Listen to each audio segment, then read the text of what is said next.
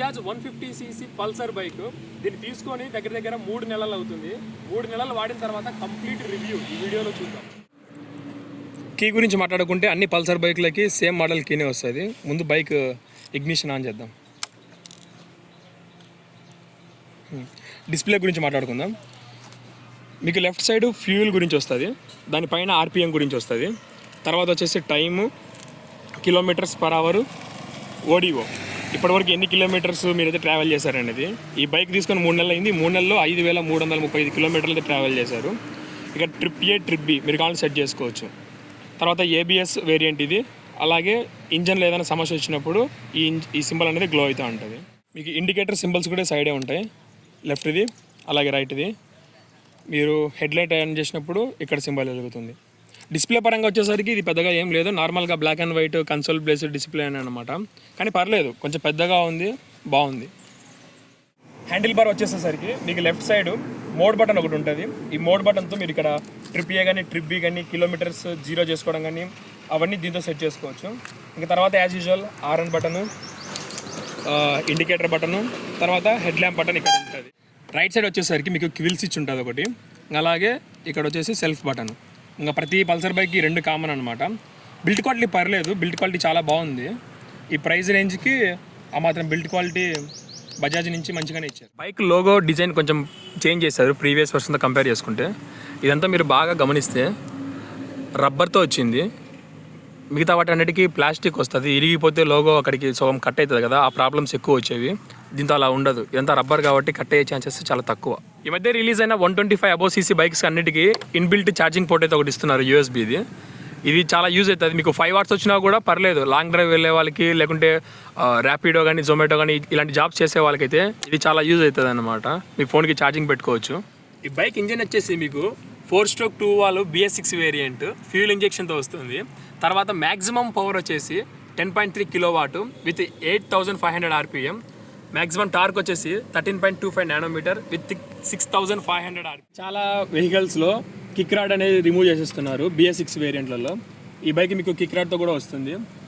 Engine specifications అయితే అవి, engine అయితే పర్లేదు, ఈ ప్రైస్కి అయితే నాకైతే వర్త్ అయింది. బిల్డ్ క్వాలిటీ గురించి మాట్లాడుకుందాం. ఫ్యూల్ ట్యాంక్ వచ్చేసి మీకు కంప్లీట్ మెటల్తో వస్తుంది.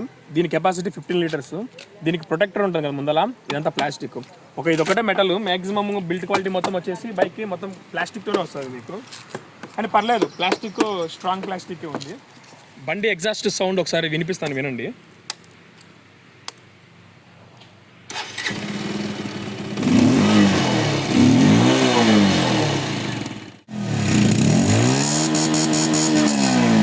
బైక్ బ్రేక్ గురించి మాట్లాడుకుంటే ఈ బైక్ వచ్చేసి మీకు ఫ్రంట్ వచ్చేసి డిస్క్ బ్రేక్ విత్ ABSతో వస్తుంది. అలాగే బ్యాక్ వచ్చేసి డ్రమ్ బ్రేక్ విత్ ABSతోనే వస్తుంది. ఈ బైక్లో మీకు డ్రమ్ బ్రేక్తో వచ్చేటి ఉన్నాయి, ఓన్లీ డిస్క్తో వచ్చేటి ఉన్నాయి, వితౌట్ ABS విత్ ABSతో కూడా ఉన్నాయి. సీట్ గురించి మాట్లాడుకుంటే ఈ బైక్లో మీకు మొత్తము 2 టైప్స్ ఆఫ్ సీట్ వేరియంట్ ఉన్నాయి. ఒకటి సింగిల్ సీటు, రెండు వచ్చేసి స్ప్లిట్ సీటు. స్ప్లిట్ సీట్ కావాలంటే మీకు 2000 ఎక్స్ట్రా పెట్టాల్సి వస్తుంది. పర్లేదు, సీట్ కుషన్ కూడా బాగానే ఉంది. పిల్లనికి కూడా, వెనకాల కూర్చున్న పిల్లని కూడా చాలా కంఫర్టబుల్గా ఫీల్ అవుతాడు. లాంగ్ డ్రైవ్ చేసే వాళ్ళకైతే కొంచెం బ్యాక్ పెయిన్ అలాంటిది వస్తుంది. మీరు ఎక్స్ట్రా మెత్తగా అవైలబుల్ సీట్ ఉంటాయి కదా ఆన్లైన్లో, అవి తీసుకుంటే కొంచెం బెటర్ అని నా ఒపీనియన్. ఇప్పుడు మీకు నేను సీటు ఎలా ఓపెన్ చేయాలో చూపిస్తాను. లెఫ్ట్ సైడ్ ప్యానల్ ఉంటుంది కదా, ప్యానల్కి కీ పెట్టేసి తిప్పిన తర్వాత మీకు ఓపెన్ అయిపోతుంది. బ్యాటరీ పక్కనే మీకు ఒక లివర్ ఉంటుంది. ఈ లివర్ని గట్టిగా పుల్ చేయండి, పుల్ చేసి సీట్ని లేపేసేయండి. ఇది మీకు సీట్ లోపల ఇలా ఉంటుంది అన్నమాట. మీకు పెద్దగా బూట్ స్పేస్ అయితే ఏమి ఉండదు స్కూటీ లాగా, కానీ ఎప్పుడైనా ఎమర్జెన్సీ కోసం మీరు ఎగ్జామ్కి వెళ్ళినప్పుడు కానీ మొబైల్ ఫోన్ పెట్టుకునేంత వరకు అయితే ఒక మొబైల్ ఫోన్ అయితే ఈజీగా పట్టేస్తుంది ఇందులో. సీటు చూసుకుంటే మీకు ఇక్కడ టూల్ కిట్ అయితే ఇచ్చాడు. ఈ టూల్ కిట్లో ఏమి ఉండదు, ఒక స్క్రూ డ్రైవర్ ఉంటుంది, ఒక స్పానర్ ఉంటుంది. ఇక బైక్లో మనకి ఏమొచ్చాయంటే ఒక ఫస్ట్ ఎయిడ్ వచ్చింది యాజ్ యూజువల్గా. బైక్ కంఫర్ట్ గురించి మాట్లాడుకుంటే నేను 6 అడుగులు ఉంటాను, నాకైతే కింద 2 కాలు అయితే నేల కానాయి, బాగానే పర్ఫెక్ట్గా సరిపోయాయి. ఈ బైక్ హైట్కి 5.4 ఫుట్ ఉంటుంది కదా ఎవరైనా కానీ, అంటే కొంచెం పొట్టి వాళ్ళకైనా కానీ పొడుగు వాళ్ళకైనా కానీ కంఫర్ట్ అయితే చాలా బాగుంది. ఈజీగా అయితే హ్యాండిల్ చేసుకోవచ్చు, మరి అంత బరువు కూడా లేదు.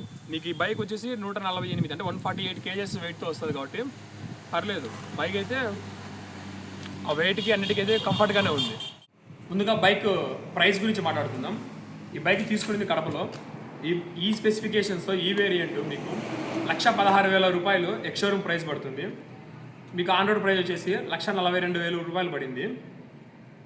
డీలర్షిప్ని బట్టి మీకు ప్రైస్ అనేది మారుతూ ఉంటుంది. మ్యాక్సిమం ఒక 5,000 అలాగే ఇలాగా ఉంటుంది, కానీ అంతకు మించి ఇంకెక్కువ ఉంటుంది. బైక్ గేర్ గురించి మాట్లాడుకుంటే మీకు 5 గేర్ మాన్యువల్ సిస్టమ్తో వస్తుంది. మీరు గేర్ డౌన్ చేసుకోవాలనుకుంటే ఫ్రంట్కి, అదే గేర్ అప్ చేసుకోవాలంటే బ్యాక్కి. చూస్తున్న మ్యాక్సిమం BS6 వేరియంట్ బైక్స్ అన్నిటికీ ఓపెన్ చైన్ సిస్టమ్ అయితే వస్తుంది. కానీ ఈ పల్సర్ బైక్లో మీకు క్లోజ్డ్ చైన్ అయితే వచ్చిందనమాట మొత్తము. ఈ క్లోజ్డ్ చైన్ వల్ల మీకు కొన్ని బెనిఫిట్స్ ఉన్నాయి, అలాగే కొన్ని నష్టాలు కూడా ఉన్నాయి. బెనిఫిట్ గురించి మాట్లాడుకుంటే మీరు ఎప్పుడైనా చైన్కి లూప్ చేసినప్పుడు కానీ, చైన్కి గ్రీజ్ అప్లై చేసినప్పుడు కానీ డస్ట్ అనేది అంత ఈజీగా అక్యుములేట్ అవ్వదన్నమాట. సో మొత్తం ఇదంతా కవర్ అయిపోతుంది కాబట్టి డస్ట్ అనేది సామాన్యంగా అక్యుములేట్ కాదు. కానీ అట్లీస్ట్ ఒక 500-600 కిలోమీటర్లు తిరిగిన తర్వాత మీరు చైన్ క్లీన్ చేసుకోవాలనుకుంటే అప్పుడు మీకు కొంచెం ప్రాబ్లం అవుతుంది. ఇక్కడ కనిపిస్తున్న ఈ రబ్బర్ని మీరు రిమూవ్ చేస్తే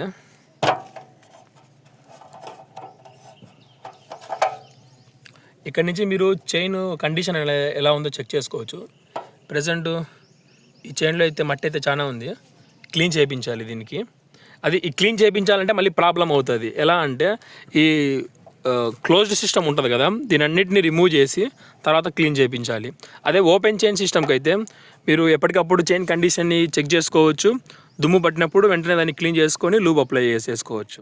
ఇంజన్కి మట్టి కాకోకుండా రైనీ సీజన్లలో మీకు ఇక్కడ కింద మడ్ గార్డ్ అనేది ఒకటి ఇచ్చాడు. ఇది కూడా బిల్డ్ క్వాలిటీ అయితే చాలా స్ట్రాంగ్ ఉంది, పర్లేదు. బిల్డ్ క్వాలిటీ అయితే చాలా స్ట్రాంగ్ ఉంది మడ్ గార్డ్.